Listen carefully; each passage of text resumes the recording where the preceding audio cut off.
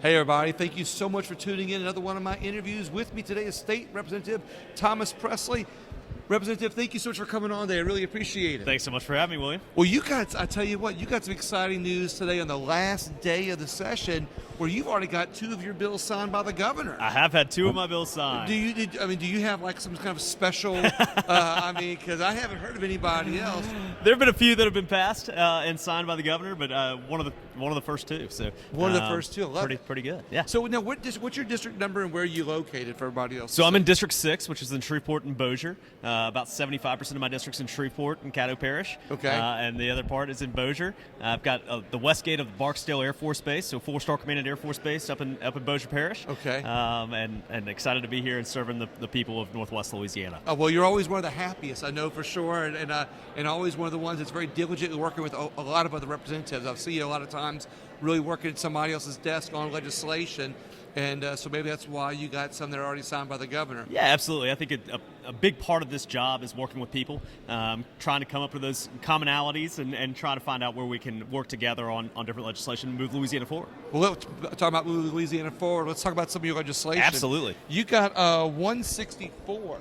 You know, is that one of the ones that's been signed by the governor already? 164 is Act 115, and that is dealing with filing of documents in courts. I'm a defense attorney by profession. Okay. And so one of the things that we're trying to do is modify and modernize our court system. So that bill is specifically dealing with fax filings of court documents. So as an attorney, we will now be able to work until midnight to be able to file things and get that filed into the record. So wait, this legislation allows you to file things till midnight? That's correct. That's correct. Is that because it's on moving it online and not filing it in court? Yeah, so actually it's with fax filings, which is an old, obviously, mechanism of filing, but that's one of the steps in modernizing our court system. We're trying to work towards a electronic filing, but this is a first step in that process. So we will be able to file until midnight. You can either do that via, some of the court systems have an e-filing system, but the vast majority in Louisiana have fax filing as the alternative to in-person filing. So that will be the first step in modernizing our court system. Well, I certainly understand the modernizing part of it. They're doing a lot of that in Jefferson Parish. Absolutely. Judges down there doing a great job. But what's the importance of having the ability to be able to file it before midnight? Yeah, so I mean, it'll allow a standard time throughout the state for all of our different court systems to be able, and lawyers to be able to file, regardless of what parish you're filing in, to be able to do so until midnight. So it's just a different time period. A lot of our rural areas have different times that they turn off their fax machine. Okay. And so we're trying to avoid that. Wait, did you say fax machine? Yeah, their fax machine. I know, isn't that crazy? But yeah, no, so our bigger parishes, Caddo, Bossier, Jefferson Parish, Orleans, they certainly have filing mechanisms that allow online filing, but the rural areas do not. And so this will allow lawyers and practitioners to be able to file until midnight, which is the standard on the federal court side, which is why we came up with that number. So, and I just out of curiosity, there's a whole broadband issue. And I know I'm not bringing up the broadband right now. Yeah. But how does this help interconnect with some of the broadband issues of those rural areas that you can now file till midnight? No, you're spot on. I think that the Gumbo project and program that Representative Desitel is working on with others has been a tremendous asset, and we know that many of our rural areas of the state really have to have modernization, and that broadband internet is going to help with that. So obviously fax filing you can do on the phone. Right. We're hoping to get more into an e-filing system in Louisiana, but this is a first step. Paving the way to bring Louisiana more up to date and more efficient. Absolutely. I love it. House Bill 389 looks like that one's already got passed, you said, right? 388 provides relative to emergency suspension of legal deadlines. Yeah, so 389 has gone to concurrence. We did that this morning on the House and the Senate side. We had all of the members of the conference committee, so 3 members of the House and 3 members of the Senate, agree to do that. That is a piece of legislation that there was a amendment put on that I was opposed to, which is 2-year prescriptive period for tort actions. Okay. That's something that came up in 2020 when we were doing our tort reform. Right, I remember that. In the state, but that was put on as a rider onto one of my bills that was pretty non-controversial. It was really dealing with prescriptive periods during states of emergency. We know the governor can suspend prescription and preemption during, say, a Katrina or some other type of major emergency where the courts are closed. And that is one that's fixing some of the lingering issues on prescriptive periods in that scenario. So really, we're looking more not tort actions, but more your issues with 30-year prescription and other 20-year prescriptions, 10-year prescriptions. Because right now the way that it works is that you would actually tack that on at the end of that time period running. So this will clarify that we are not trying to tack anything on. Right. We're just saying if that time period runs during the declared emergency, you'll have 60 days to file stuff thereafter. So this just pertains to a declared emergency. Would this apply to, say, personal injury cases where they're trying to get the personal injury prescriptive period increased from 1 year to 2 years? Yeah, that was the amendment that was put on the Senate side. We stripped that off in the conference committee report, so it's back to what its original form was, which is really just clarifying the law.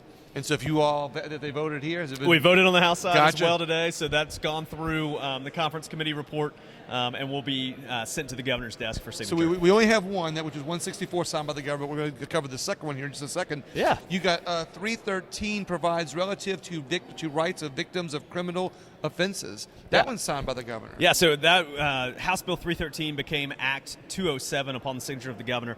That's dealing with people that are victims of sexual crimes, being able to get a copy of those reports that were done at the hospital, their records from the forensic exam that was performed on them. And so that was a bill that we got through working with a coalition of groups that were advocating for victims. I'm glad you brought that up. How you said that this, once it's signed by the governor, becomes an act. That's right. And so we haven't covered that because you're the first interview on the last day of the session, and actually the first one I talked to had a governor sign it. Sure. So we're moving right along. So that was 313. 639.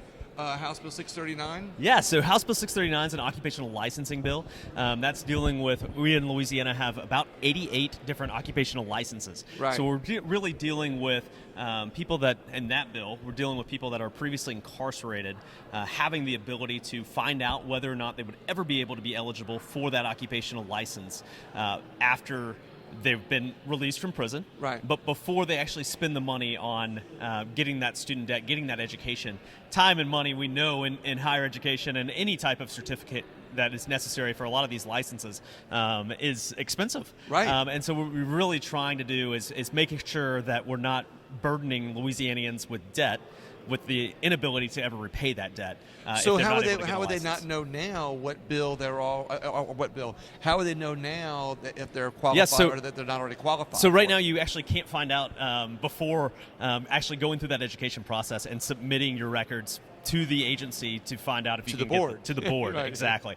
And so what we're doing is clarifying that they have the ability and the right to go prior to expending the effort and resources to find out if to get that education, they can find out if they'll ever be able to be eligible. See, these are little things that you don't know about unless you talk to a legislator Sure. and to see what's going on in the session. Absolutely. And these are things that people don't even realize what's happening. No, that's right. And I think a lot of people don't realize in Louisiana, we've got, as I said, about 88 different boards and commissions that regulate occupational licenses.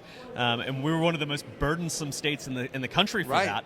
And so that's something that is working in a package of different reforms that we're trying to make sure that people know Louisiana is open for business. And we want people to come here and be able to do their craft, do their occupation, and make a living right here in Louisiana. Exactly. It brings more jobs and more opportunity to Louisiana. Absolutely. And what I particularly like about this, I interviewed the Pelican Institute, before session even started because they were really on this. Yeah, Pelican Institute's one of the groups that was working on occupational licenses.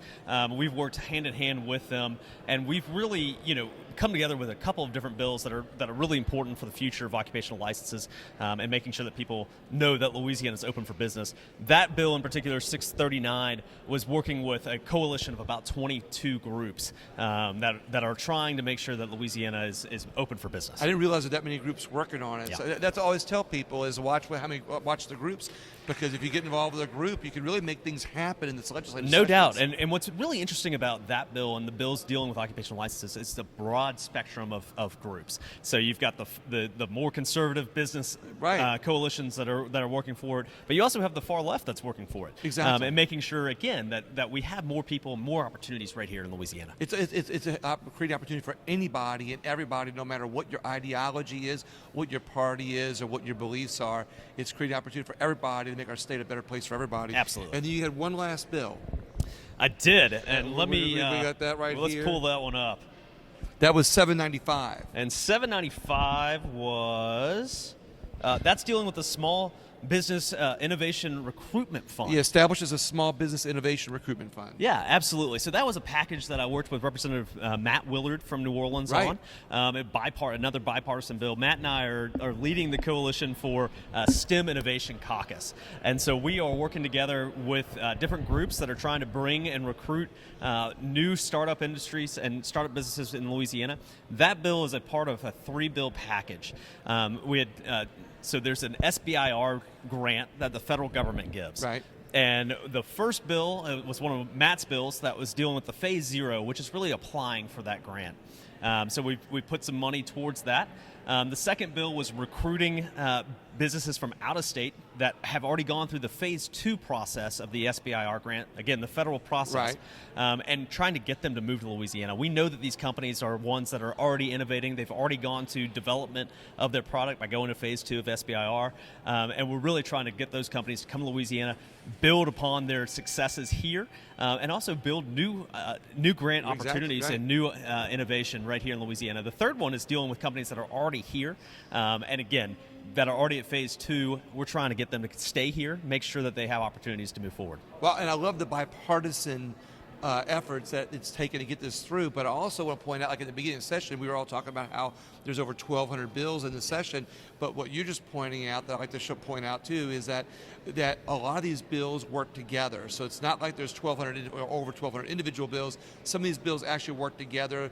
One has to be created to do one thing, one has to be created to do another. Yeah. Hence the reason you see a package of bills. That's absolutely right. So the last day go ahead, I'm sorry. No, you're fine. So the last day of session, anything you want to point out? Do we make a lot of great success? Are we going to leave the session with Louisiana becoming a better place? What are your thoughts on that? I think we are leaving the session knowing Louisiana is going to be in a better place. We are working together hand in hand to make sure that we have more jobs, more opportunities right here in Louisiana, try to bring more people back to Louisiana. We know that the last time Louisiana grew a congressional seat was 1910. So we're really trying to make sure that Louisiana has the opportunity to not only allow opportunities for people in Louisiana now, but bring in more folks and make sure that Louisiana is open for business and that we have opportunities to succeed right here at home. One last question for you. What has united legislators the most in this session? Yeah, I think occupational licensing is a big part of that. I'm proud to have worked with so many members. We passed bipartisan reform acts on that level, and really trying to say no to the old school, old way of doing things in Louisiana. We want to make sure that Louisiana is open for business, and I think there's bipartisan appeal on that. Representative Presley, thank you so much. I really appreciate it. Thank you. Thank you Enjoyed it. very much. And look, and everybody else, as always, as I say, please share the video, share the interview. You can find it on all my platforms at William Wallace for America. Thank you so much for watching.